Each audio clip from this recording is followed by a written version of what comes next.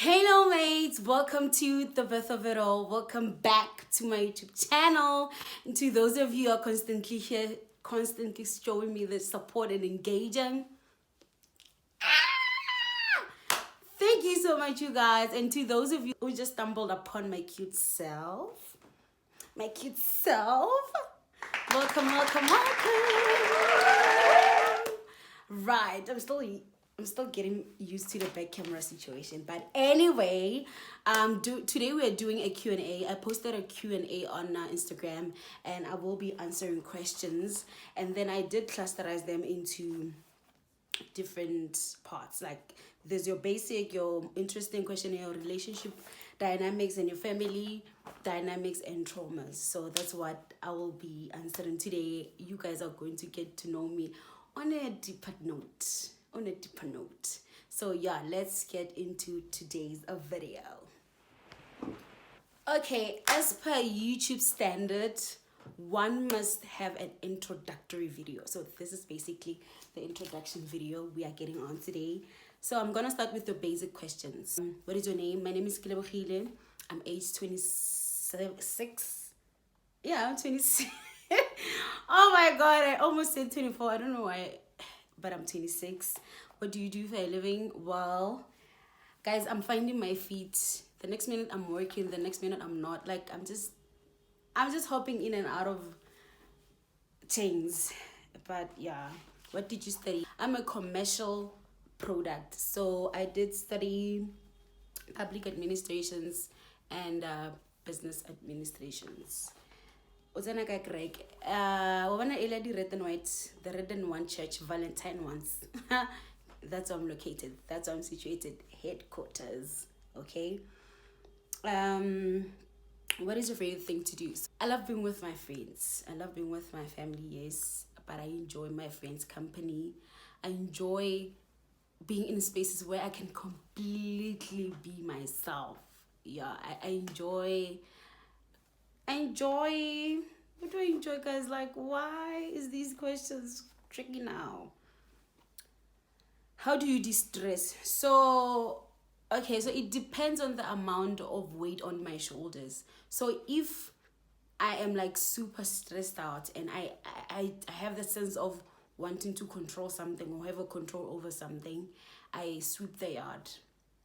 Yeah, I know it sounds crazy, but like I will just blast loud music, put on my headphones, and sweep the yard, because I know whatever it is that I'm doing, at the end of the day I will have a sense of control. So yeah, like I said, depending on the amount of weight on my shoulders at the time, sometimes I will just, if my headspace is not in the right headspace, I will just take a walk. I will just also put on some headset and blast music, take on slow walks. Yeah, that's basically what I do to distress. And also talking to my friends. Yo, guys, I think now more than ever, I love talking to my friends. Like if something is like stressing me out, like there are moments where I'm one person, like I take a while to process things. So if I'm stressed out, I don't immediately react. Like I will just sit, take in all the emotions, and if the emotions are too much and I don't know what to say or I don't know how to go about it, I just journal. And then when I make sense out of everything, then I will hit my friend with a call. Or when my friend calls me, I'll be just like, girl, this is what has been happening. And she will be like, why didn't you tell me? And you know, okay, let me not ramble. What is your go-to hymn? So guys, to be quite honest, and I know this is gonna sound a little bit shocking, I do not have a go-to hymn. I honestly don't. Like, okay, my favorite hymn, I love the song with my entire being, is Ke se ke utlwile ntate ga o mpitsa. But I don't even have that song on my playlist. I don't play it, I don't sing it. Like, I don't know, but that's the song that I love so much. I also have this thing that happens to me, and it happens quite a lot. Like I would just sleep, and then during the wee hours, I don't know why, a song will just play in my mind, you know, and then that's the song I will sing the whole day for that day, or that is the song that I will play for that day. The next one is What's that one thing you dislike or hate? Man, I hate people who like to put others down. Yeah, I hate that thing. I hate it. I don't understand it. But people are boastful. That it does not matter the nature of your background, where you're coming from, what you have accumulated as a human being. You're still a human being. You need to treat people as such. Yeah, I just know that I don't like you. If you are boastful, just know that I don't like you. I love your confidence. Have you always been like that? Oh, child. Child, you love my confidence. No. I've not always been this person who oozes confidence. I don't want to know. Why did I just do that? Yeah. Anyway, I have not always been that person. If anything, I've always been very cocooned and very closed up, very shy, very doubtful of myself. Like, I didn't love myself. I didn't love myself before. I just had that thing, I'm not pretty enough. I don't look beautiful. I don't fit in. I don't have the necessary tools to be in certain spaces. Like, I didn't have confidence at all. If anything, high school was one of the toughest years of my life. Like, that was one of my toughest seasons of my life. However, I did manage to, like, yeah, I think I started enjoying high school when I was doing grade 11 and 12. That's when I was started to, like, settle in and just, just accept myself. No, man, it's okay. I don't care what these people say. But confidence on Hashem, I didn't have it. And if anything, I think the man above just went to confidence straight and confronted confidence and was like, you need to go and locate Gilly. You need to go and locate Kels, because if you don't, it's going to be a problem for this girl. So I need you to run out there and locate her. If I were to go out there and seek for confidence, guys, I don't think I would have found it. Given how communities that I was raised into did not inspire confidence. But now, child, I definitely am confident. Alrighty, the next question is, why the birth of it all? Okay, so I want my channel to inspire growth, like in all aspects, physically, mentally, spiritually, financially, psychological, like all aspects of my life. That's why I'm saying the birth of it all, meaning the birth of my healing, the birth of my growth, the birth of my new career, just the birth of new relationships, the birth of my new community, or like just I want my channel to inspire growth, guys. That's how I can explain it. Tell us everything you are comfortable talking about. Okay, let's get into, like, things are about to get interesting now. So, as you may have noticed or may have not noticed, I did mention only my name. I didn't mention my surname. So this is where I'll get to give you guys, like, a little bit of a background as to why. Oh my god, I'm going through surname crisis. Like, okay, before I hop into the surname issue, I want to tell you, I want to mention a few things that I'm comfortable talking about that are quite interesting. So, I don't know where I was born. I don't know my paternal side of the family. So, yeah. So, let's get into the surname issue. So, I have like 3 surnames. I have 3 surnames, right? The first one is that of my deadbeat.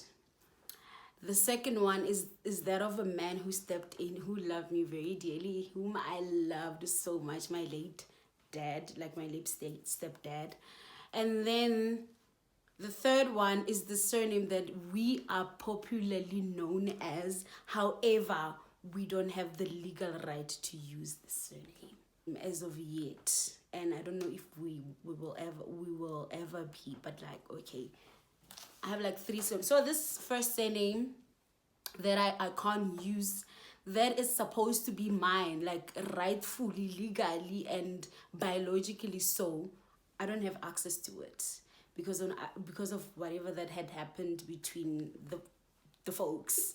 and I don't know, still today I don't know what happened. Anyway, I can't use that surname. The second surname, I do have it, that of my late father. I do have it. It's scattered in, like, it's scattered everywhere on my documents. That's the surname that I used to fill up documents. However, I cannot go out there and present my surname, myself, or introduce myself as Kilohile so and so, because now we are in a polygamous marriage and we are popularly known as so and so. I don't know, guys, if I'm making sense. I don't want to mention these surnames, but I just, that whole thing of not knowing who I am or my paternal side, it kind of scarred me. It kind of scarred me because I struggled a lot with sense of belonging. I didn't know where I belonged. Even when we had to go and visit my father's, the man who raised me, my father's side of family, they did not mistreat me, ne? But like you could just tell, Jorge, this one, no, she's not part of the carrots. She's a potato, this one. She's a potato, this one. So like I honestly felt like I didn't gel. Even when we're just seated and having conversations, you know, amongst ourselves, like I could just feel, man, I don't know why and I was still young, but I could feel it, you know, and that thing, I carried that thing throughout my teenage years until my adulthood, and it's only now in my late 20s I'm trying to like separate my identity from that of this world to the identity that Christ has given me, more than where I come from biologically. In as much as I would love to know where I was born and this my paternal side, right now I'm just deciding to like not to focus on that anymore, because it has like crippled me mentally, you know, and I just want to like heal and just move on from that chapter, and there's nothing I can do about it anyway.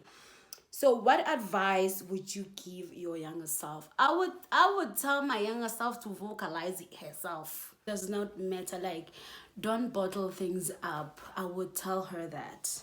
I would advise her to speak up, because that little girl, I'm dealing with her right now. I need to like constantly remind her that she needs to speak up, and it has taken a lot of energy, and it takes a lot of energy to start grooming something that you didn't have like growing up, you know, like installing those values or implementing, or rather like incorporating such. But I would tell her that she's beautiful. I would tell her that I'm proud of her. I would tell her that I love her. I would tell her to also like speak up. That one I will never stop telling her, girl, you need to say something. Any regrets? Yes, I regret not setting boundaries, not being vocal. Oh, guys,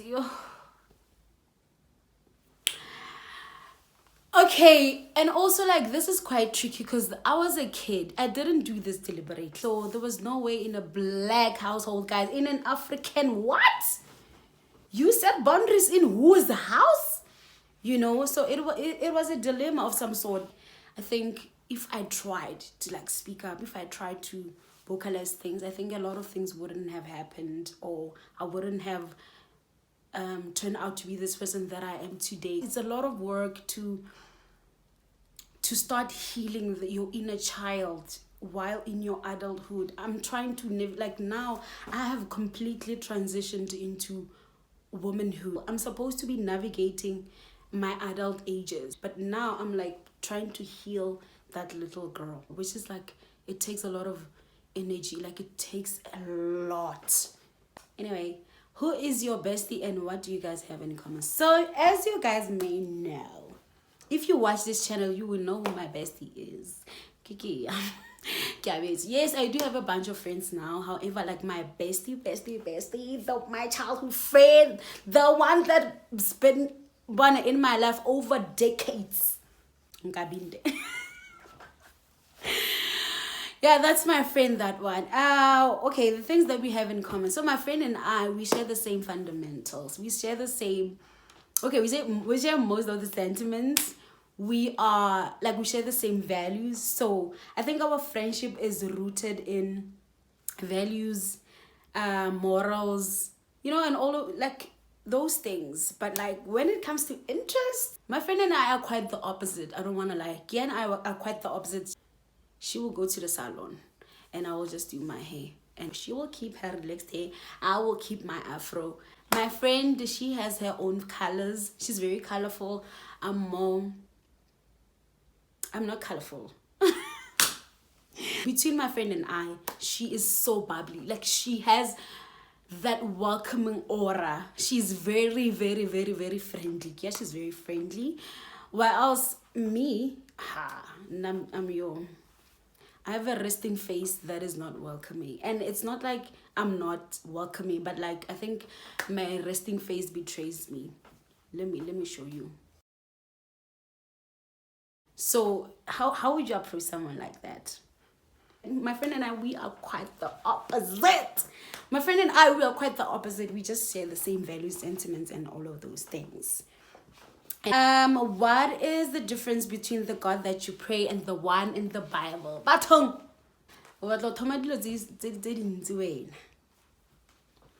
But anyway, to answer your question, I pray this very same God, believe it or not. It's the same God. There's no difference, honestly speaking. What has 2024 taught you? 2024 has taught me that I am Ikanda.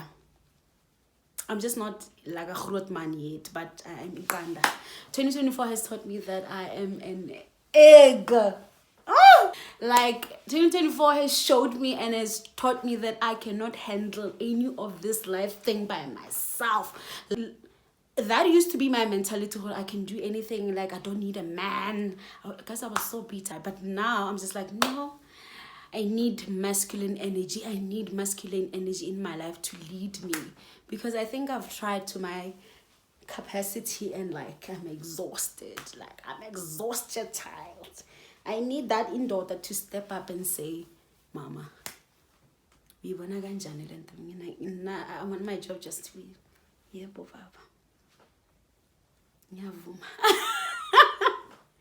No, seriously, like 2024 has taught me that I honestly need help. Yes, you do stuff for people. Yes, you empty your cup for others. But remember, Luana, you need your cup filled. And in order for your cup to be filled, you need to vocalize it to people, to your family, to your friends, to your community, so that they can comprehend. Because one thing that I've learned and that I've noticed is that I'm one person, I'm very closed up. You know, I'm getting out of that shell.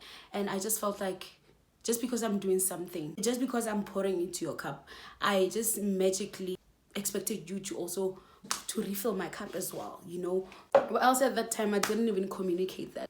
It's taught me to open my horizons, like just allow people to come in my life, experience people, whether they are good or not, like just to experience people so that I can know, okay, there are bad people in life, these are good people, you know, so that I don't have this notion of like clusterizing people or like quantifying people into one thing. Moving on swiftly, now we are getting into relationship dynamics, and the first question under that is, who are you dating? Guys, Harijoli within or outside? Harijoli within or outside? Do you have a boyfriend? I do not have one of those, guys. Like, I do not have one of those. Each and every time I try to use my card to purchase, it declines. So I know I do not have a boyfriend. What are your relationship ikes? Guys, love bombing. Why are you giving me a taste of something that you know I will never get to eat again? Why? Like, why are you luring me into falling for you, and the next thing when how follow kanjani? I don't understand, guys. I hate inconsistency. I dislike not knowing who am I to someone. You know, gents, let me have a gents moment. Let's have a teachable moment out here. Please, man. What is up with you guys? Why are you going to a girl and present you as something that you're not? Like, if you genuinely want Kaylee for keeps, tell Kaylee, I want you for keeps. You know, so that Kaylee has an opportunity to say, okay, let's give this thing a try. Let's see how this thing goes. And if it doesn't work out, it is a-okay. Do you understand? You've given her the choice to at least have a say from the get-go. Why do you guys feel the need to love bomb girls? Like, I do not understand that whole love bombing situation, and I dislike it so much. It's draining. It's emotionally daunting, you know. Dishonesty, straight up, come to me, Kayla, I have 5 G's. I want you to be the 6th. I want to be on number 6. Give me an opportunity to say, yes, I can hop into this moving train. Do you get my point, gents? Like, there is absolutely no need for you to come to me and act as though when you are single and stuff. Like, just tell me, Kele, I only like you. I think I kind of like you, but I like you only more. So the other party can have a choice to say, okay, I'm hopping in or not.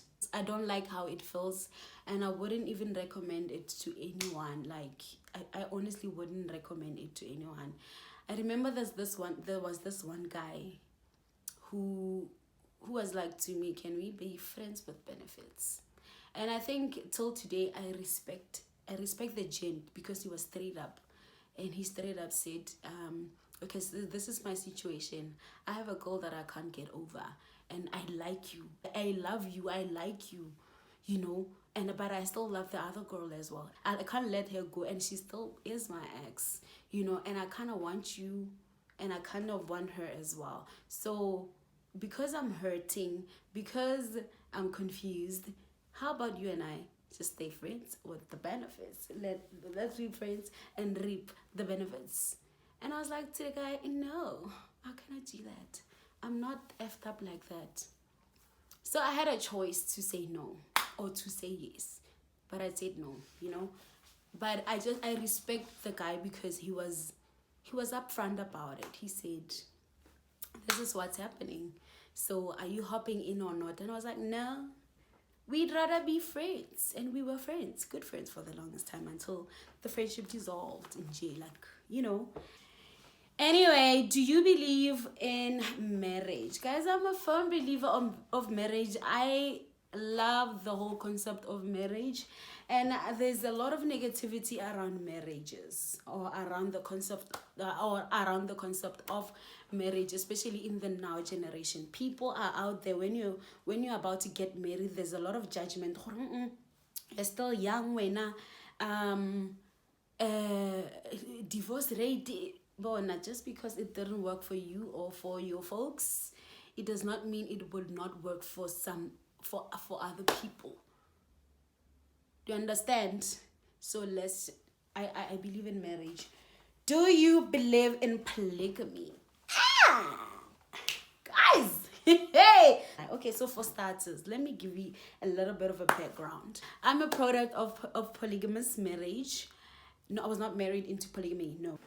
Given how polygamy was presented to me and how I got to experience the side of polygamy, I would, if one were to ask me, do you believe in polygamy? I would straight up say no. No, I don't believe in polygamy. I would just straight up tell them that.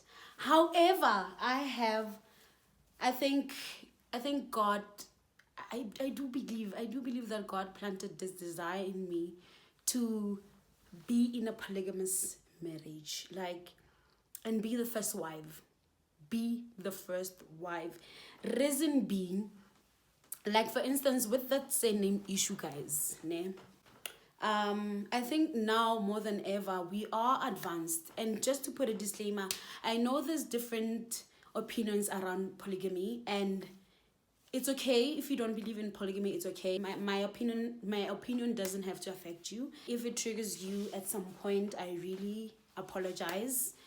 I really do apologize. I know the polygamy topic can be quite controversial, so I do not want to make anybody uncomfortable. However, you may sit in and just listen to my view. You don't have to agree with it. Okay, so yes, I am, like I just mentioned, I'm a product of polygamy.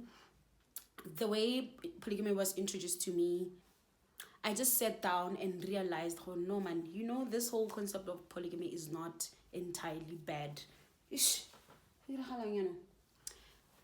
And I saw for myself that, okay, so there's a lot of things to consider in a polygamous marriage. Also, it's something that you need to constantly pray about. I constantly pray to God that I partner up with a polygamous man, not a man who loves women, not a man who loves skirts. There's a difference. So a man who loves skirts, right, they will just enjoy getting married to multiple of women just because they benefit out of it. Like, because it's for everyone, it's like a cool thing. Hey, I have like 6 wives. That is a man who loves skirts. A man who does not take care of their family. A man who does not know how to hold a polygamous family together. That's a man who just genuinely loves skirts. And there's a polygamous man. A polygamous man is the man who knows, okay, let's say I have 5 wives, right? Kele, and the rest of these wives.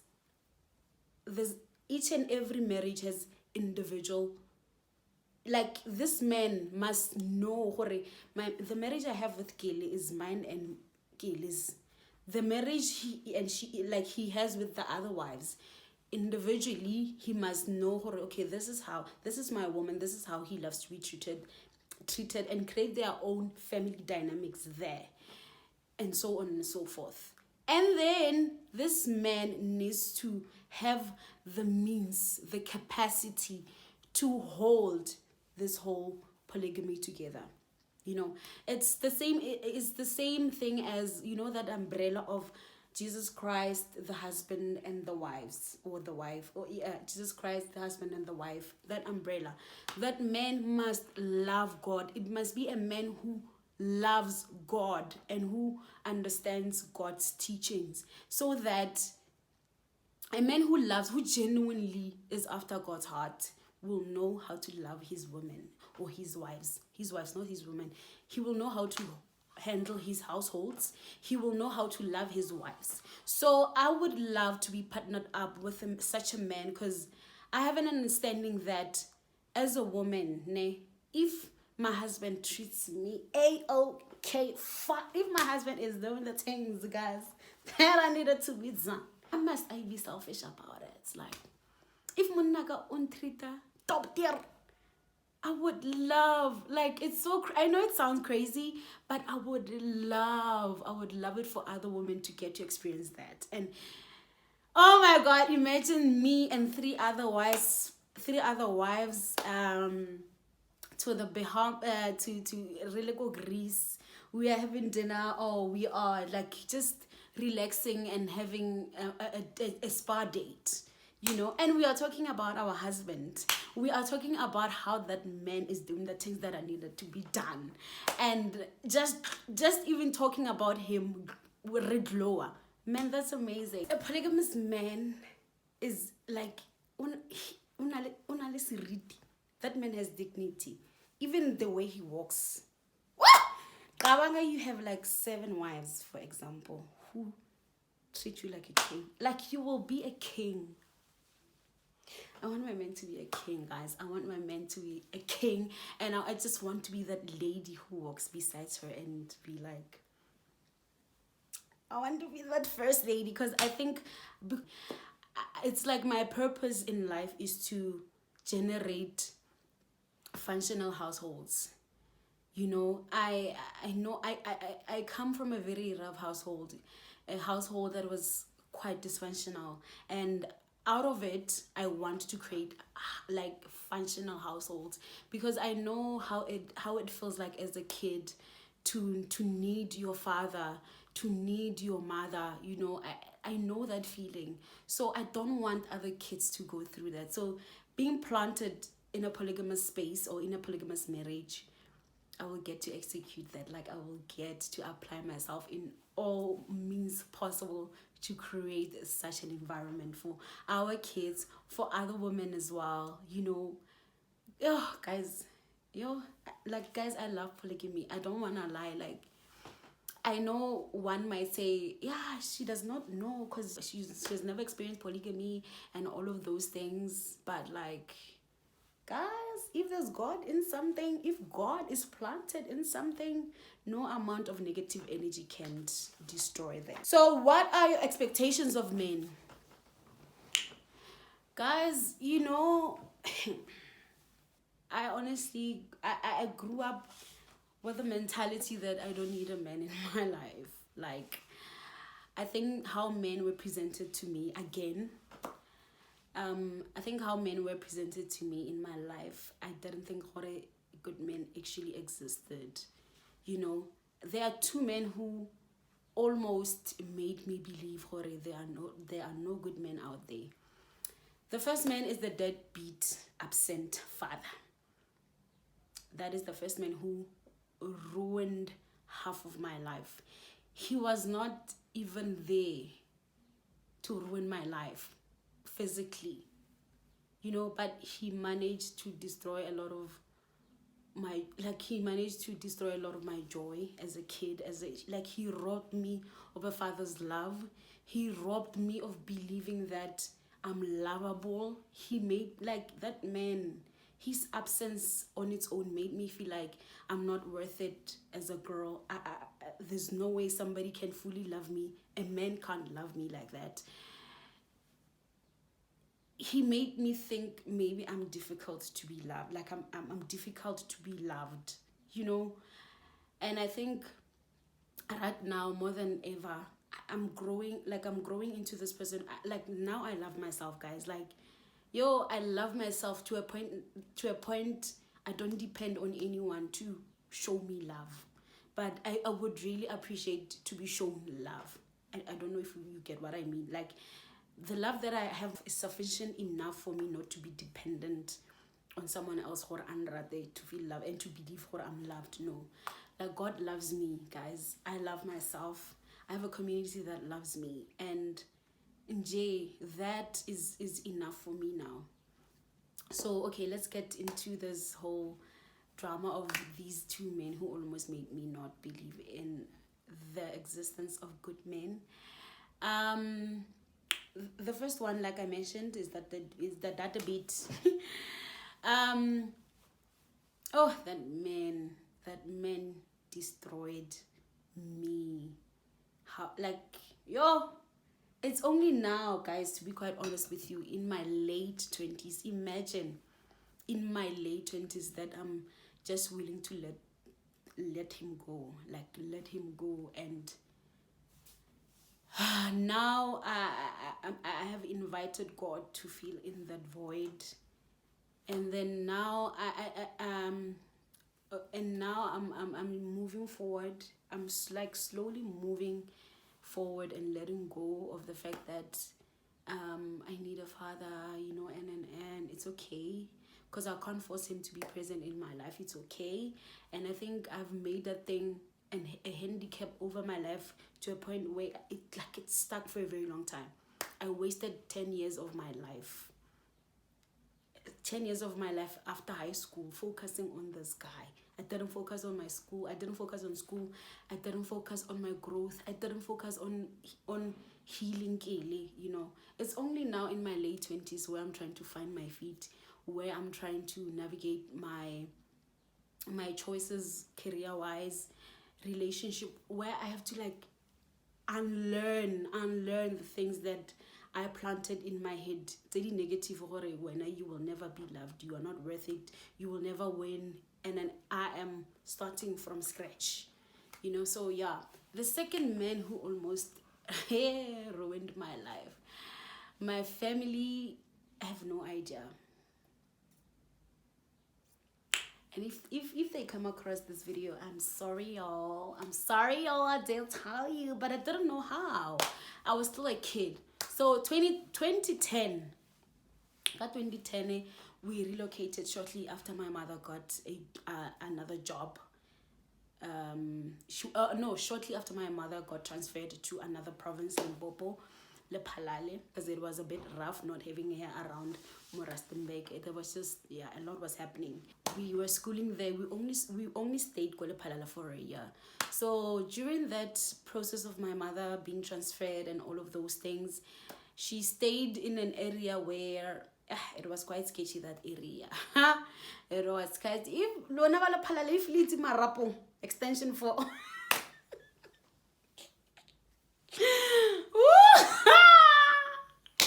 Woo! Guys, we got out of a comfortable, spacious home to go and live in the bundos, you know. But anyway, it's okay, man. It's okay. So my mother had, so they were neighbors. We had a back neighbor. There was a guy who lived back opposite. He was our back opposite, right? So this man, I don't know if I should classify this person as a man, because so this animal, hey, I'm glad I'm no longer triggered by this whole thing that happened. But this animal, let me tell you what this animal did. When nobody was present, when in the absence of my brother or my mom, this guy would abruptly show up at our house. He would barge in. He would make advances at me. Like, I remember there was this one time he used to give my little sister and my little brother money and buy snacks, and they would come. They were kids. They would run and say, "Yo, I will see malume mamang o re file tšhelete e rile reke di sweetie," and they would give me about egg, and I would be so angry, like I would even shake. That's how bad it was. I would even shake, because that man used to scare the F out of me. He used to make me feel so uncomfortable. I remember there was this one time where I was going to buy snacks, and there was this thin passage that I had to pass, that I had to pass through to get to the shops, to get to the spaza. So on my way there, he was coming back from work, and that passage, it's so small to a point, even if you guys cross path, there's no avoidance of some sort. You cannot avoid someone. You cannot. It was such a sketchy passage. The only thing you could do is just to focus on where you are going, because on the other side it's like walled up. There's no way you can say you are going to avoid someone and not greet them. You are going to the only way you can avoid someone is by turning back. Honestly, it's either you go forward or you turn back. So this guy, so this moron, this animal so this animal, we are approaching each other, right? And then he stands on my way, and he started looking at me, got those nasty eyes, those disgusting eyes, and he was like, "Where are you going?" We are guy. And I remember before he even started speaking to me, my heart and my stomach dropped. I was washed over instantly by fear, like the fear that washed over me, guys. I was consumed by so much fear at the time. I didn't know what to do. I didn't even have it in me to run, And then, in as much as I would feel like that, and I would know that this is wrong, for the way this person is talking to me, or this animal is talking to me, it's wrong. It's not acceptable, and I didn't have the capacity as well in me to go and tell my brother, or even to vocalize that to my mom. And he would go on to say, "You must come and visit me. We should spend time together." Like, as if there was nothing wrong with what he was saying, as if he wasn't talking to a kid at the time, And I would just not understand, how is this human being, how is this person functioning as a grown up, asking a kid to come visit them, you know? And like my whole entire 2010 was so uncomfortable. I felt so unsafe. However, thank God nothing violent transpired. But yeah, that man, like, yo, he used to make me feel like, oh, I wanted to disappear. But now it no longer affects me, honestly speaking. My expectations of men, to answer your question, I expect if I get into a relationship with a man, obviously I'm gonna get into a relationship with that man. What do you mean? My expectation, should I get into a relationship, I expect my man to love me loudly. Like, I need that constant. The only time I'm going to fully believe that I'm loved by a man is when he's vocal about it. I need to know if I'm fully their partner. That man has to constantly reassure me, in as much as Lena, I will reassure them. That man has to, I expect him to be vocal about his emotions. That is so important to me. And because now I am vocal about my emotions, so I don't expect someone, if I'm vocalizing my emotions and they like slide back or they don't engage in that sense. I'm not gonna, like, I will not be happy about it. It doesn't matter if it's hurtful. I need to know. Another thing that I expect, yeah, my partner should tell me they love me. They should show me they love me, because I know that I have the capacity to love. I know I have the capacity to show someone love. So I need that constantly. Like, I need that to be a constant thing. I expect my partner and I to be vocal about our expectations, our emotions, and everything, so that we break generational curses together. So now we are moving to more and more intense subjects. Family dynamics and traumas. So first question under that, how many siblings do you have? Guys, it's the 6 of us, 4 girls and 2 boys. How has your childhood shaped you, if you don't mind sharing? How close are you with your parents and siblings? Do you ever fight with your siblings? Would you consider yourself a good sister? So to answer the one year, how close are you to how close are you with your parents and siblings? I'm not close with my folks, to be quite honest with you. I think the way I view my folks, the relationship that I have with my folks is more of a relation than a relationship. Yes, I know that I have a mother, I know that I have a father. However, I don't know them. They don't know me. You know, we don't know it. Like, they don't get me.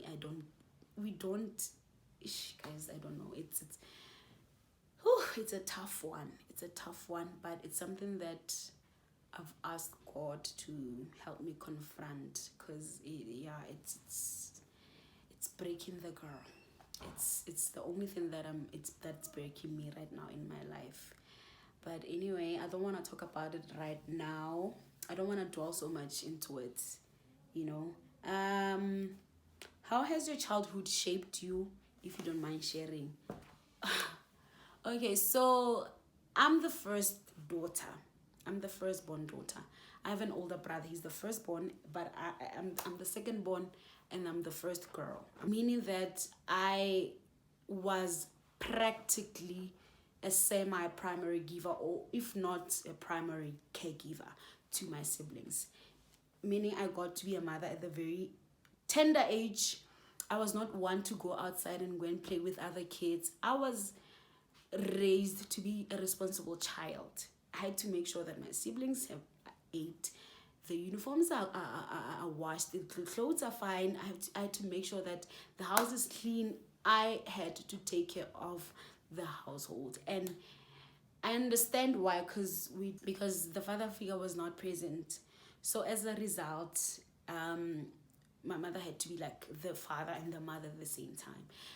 And being the girl child, automatically, especially when you are like the firstborn, you practically become a mother in situations like that. So I became a mother at a very young age, and I would like to say I got robbed of my childhood. I got robbed of my childhood, I didn't experience how it feels like to be a kid because I had to constantly think for others and put myself last. And that's why that whole thing of me not being vocal, all of that, that's where all of that was birthed. Like, I harbored a lot of hatred and resentment. It's only now that I'm working on those stuff. You know, I harbored a lot of hatred. I harbored a lot of resentment because now I'm like, now I want to speak on the resentment part. Now, the way I'm watching my siblings grow versus how I grew up, for me it seems unfair because now I was never allowed to do that. I was never allowed to come back home from school and rest and later on write my homeworks and tell everybody that no, like today tomorrow I'm writing exam. I'm focusing on my preparations for the exams. I did not get that chance. The first thing that I did coming back from school, I had to make sure that the house is sorted out. I had to make sure that I cook. I had to make sure that my siblings are taken care of. The uniforms for together are sorted out. I didn't get a chance to write the homework, say, to study. I would literally go to an exam unprepared. And I still managed to pass. Like, it's so crazy. I fought my way out of high school, guys. It was so hard. So I think the resentment played out during my early 20s. I was very, very, very, very resentful towards my siblings. I felt like, how are they being treated special where else I didn't even have the opportunity to be a kid? Why was a lot expected out of me or from me, but when they can just do whatever they want, that scarred me so bad. And I think that's one thing that contributed so much to me having a very sketchy relationship with my folks, because I felt like this was not fair on me. Why did you guys do that to me? So it's something that I still am trying to get out of, because I harbored a lot of anger. I honestly need to see someone when it comes to this matter, because it still is very much fresh and still is very much hurting.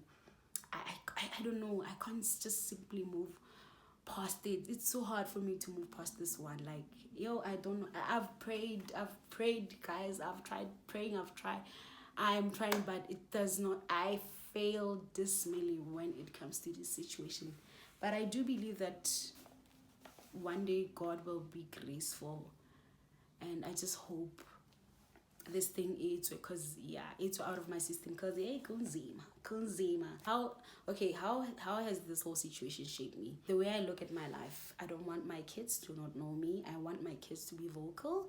I want my kids to share every part of their lives with me willingly. I want to create a foundation where my kid does not get, like, my kid, it's not doubtful to come to me and say, Mama, this is how I feel, this is what's been happening in my life.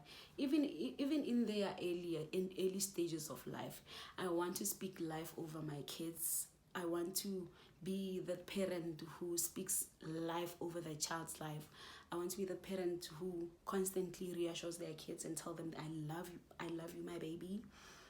I'm proud of you. You are doing great. And I want to also be the kind of parent that reprimands a kid. This is not about it, girl. I'm not agreeing with you on this one. This is not how you do the things. This is how things are done.